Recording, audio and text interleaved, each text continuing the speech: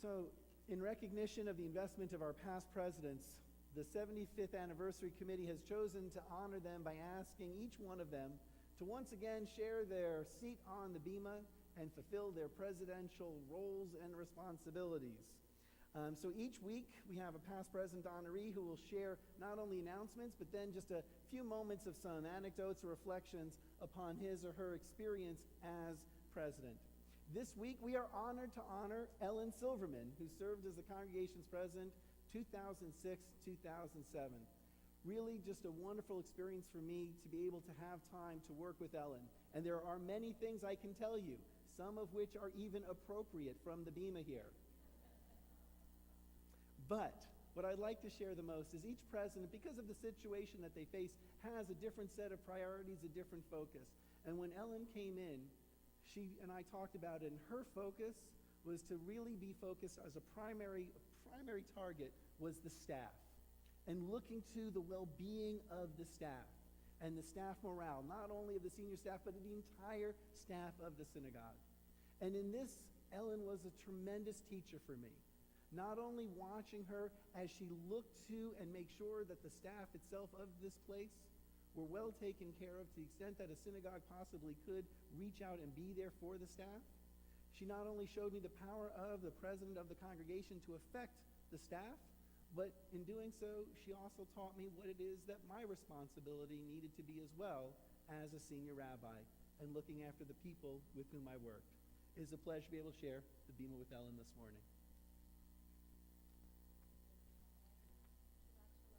Shabbat Shalom. It's good to see all of you here this morning and for welcoming me back so warmly.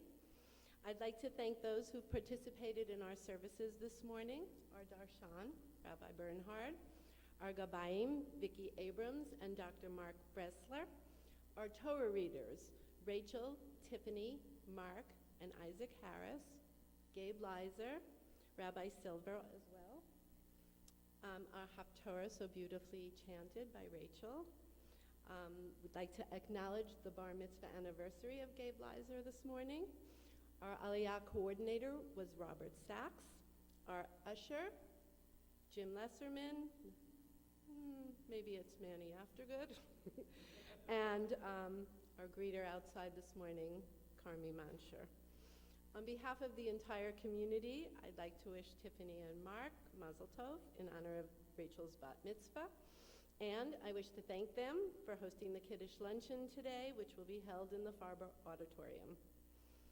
Adat Ari cordially invites you to the 2013 Installation Dinner and Annual Meeting on Monday, June 24th.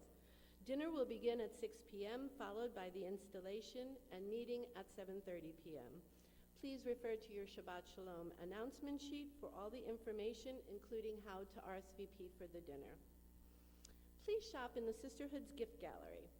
The proceeds from all sales support our synagogue and its programs, as well as Israel, through the sale of products which we import. In keeping with the spirit of Shabbat, we ask that you not use your cell phones or cameras while on synagogue grounds. As you leave the sanctuary, if you haven't already done so, please pick up a copy of our weekly Shabbat Shalom booklet for news of other upcoming events and the times of our daily minyan. If you are a guest or a visitor to our congregation and would like to know more about our home here at Adat Ari, please feel free to speak with the rabbis or the cantor after the services.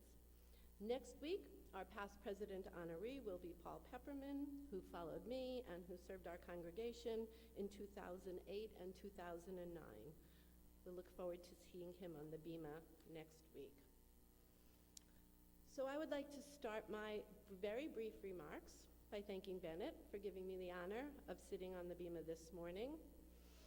And like the presidents before me, I'm going to share just a few memories from my presidency. You may have noticed that I changed my head covering from earlier in the service. On my first Shabbat as president, I was a little nervous about the ark openings and closings. All went well until Aleinu, when as I closed the ark, my kippah fell off and wound up inside the ark. Not knowing what to do, I left it there, and I returned to the lower bima. My My friend Cantor Aronoff took one look at my uncovered head and promptly sent me back to fetch my head covering. When I saw this hat in the Sisterhood Gift Gallery, I knew it was just what I needed to wear today to prevent another kippah malfunction. On a more serious note, what I will always remember and hold dear is what we accomplished together as a congregation during my presidency. We honored Rabbi Rothblum as he retired after 35 years of dedicated and inspiring service, and we installed Rabbi Bernhard as our new senior rabbi. I have two quick edits from my friend Harold Mazur's remarks last week. First, I would like to acknowledge my friends Jill Lasker and Carmi Mancher, who also chaired the Rabbi's Gala, which was amazingly wonderful. And I would also like to correct that I was actually Rabbi Bernhard's first president. Harold can't be Rabbi Rothblum's last and Jonathan's first. It just doesn't, it's not fair.